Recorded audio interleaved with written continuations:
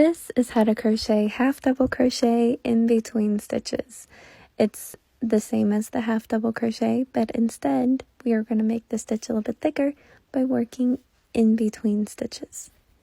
You can start with any number of chains you like. I'm using 28 for this swatch, and I'm going to add my first half double crochet into the third chain from the hook, and I'm going to half double crochet into every single stitch all the way across.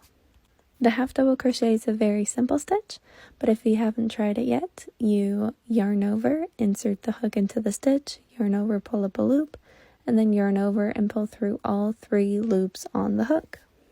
This is another one of those stitches where I would say the middle finger and thumb really help with having a smooth motion going through all the loops on the hook, mostly because they can pinch the bottom, and then when you're rotating the head of your hook to go through all 3 loops at once, you can make sure that the hook part of the hook doesn't get caught on any of the loops. The half double crochet is probably the most favorite stitch I have. It's my go-to for a lot of projects where I'm just using a single stitch because it's not as stiff as the single crochet, but it's also not as holey. Doesn't have as many holes as if I'm using the double crochet.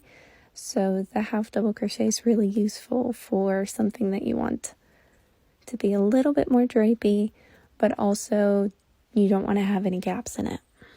This stitch, working in between stitches, which we'll go over in part 2, makes the half double crochet a lot thicker than a regular half double crochet.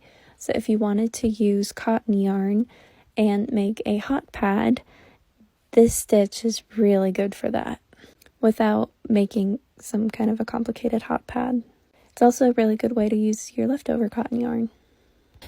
One thing to know is if you're making hot pads or anything that is going to be in contact with heat, acrylic yarn is plastic and it will melt. Cotton yarn will not. But one important thing to note is that cotton yarn, while it will not melt, it can catch on fire. So you don't want to have it near any open flames. But that's all I'm going to say about yarn fibers. If you have any questions or you enjoy these kind of close-up stitch tutorials, be sure to like and follow. I post them every single day on my page. And I will see you in part 2.